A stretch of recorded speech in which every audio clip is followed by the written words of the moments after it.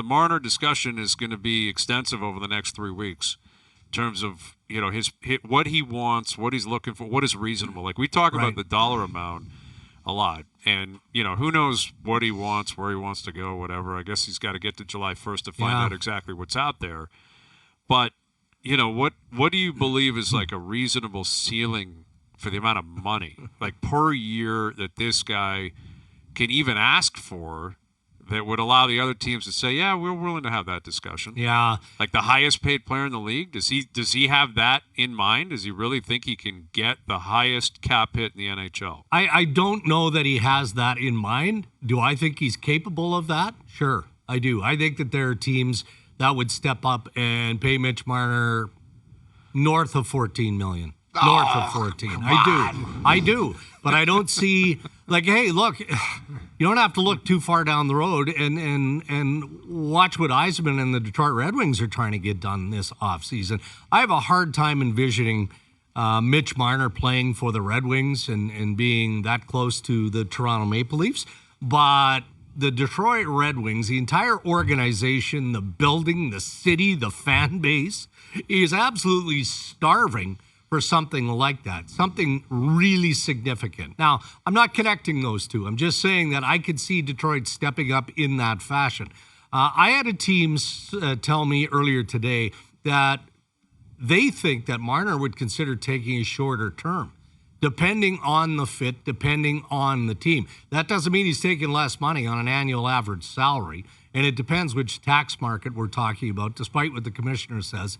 But if all of a sudden now there's wiggle room in what that deal looks like from a term perspective, I think that increases the level of interest from a number of different teams. You mean a big number on a Solani Korea type situation where he just goes short term somewhere and tries to win a cup? Is that what Yeah. But those were what, 1 year deals? No, I wouldn't say that. I think you gotta go in that 3, 4, 5 year range. And I'm not saying that that's what Marner wants, but I think that there are teams out there that would prefer that and might spend a little more to convince him to do that. But you're never going to make up the money that you would, get in either that 8th year or even the 7th year as a true unrestricted free agent. Yeah, that's the crazy part is depending on what he wants. Is there any chance, again, him going to unrestricted free agency, if he does want that 8th year, do you think they've got to have that conversation with the Toronto Maple Leafs and say, let's do a sign and trade if it's not going to be in Toronto? Well, and honestly, I think that's part of what I was alluding to earlier, Noodles, is how interesting it's going to be for Brad Treliving. That has to be a consideration. Now, does it make sense for the Maple Leafs to move Marner's rights?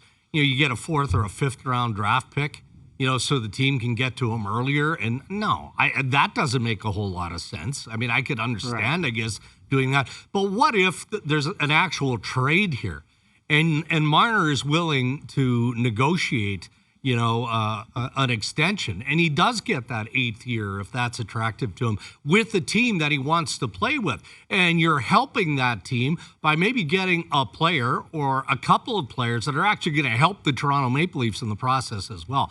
I think that absolutely everything from Toronto's perspective has to be considered.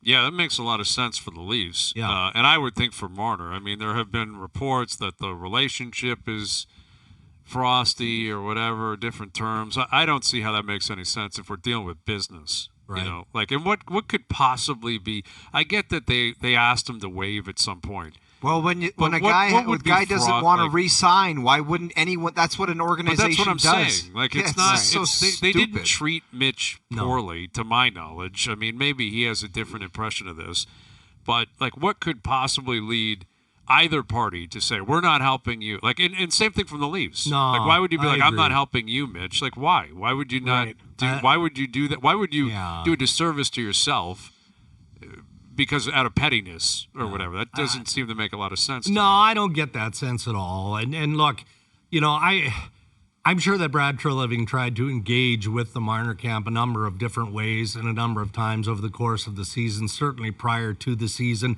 even though, they kept saying the focus has to be on hockey individually and as a group, and it was. And he had a terrific regular season. And I'm sure that there were at least discussions with Ferris and Treliving that maybe weren't specific to the development of a trade, but the possibility of a trade.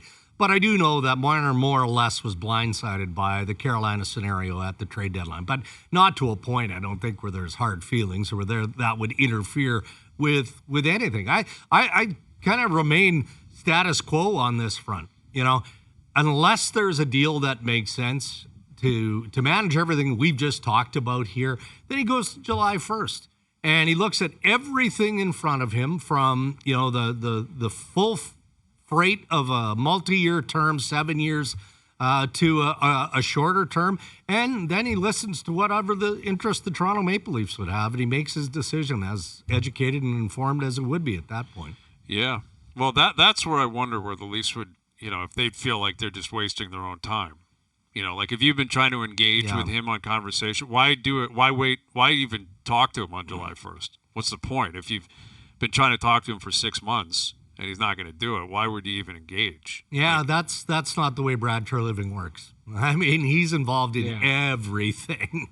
So, right, but at what point would you think this guy's just kind of are they using us to prop something? Like, that's what I'm saying. I get it, Brian, but look, it's not like Brad Treliving and Darren Ferris aren't having conversations this week or next week. Like, I mean, it's not broken phone. Those guys can. I'm not saying there's negotiating, and maybe it's one conversation. That's all you need, and you know that he's not signing in Toronto, regardless of what the deal looks like.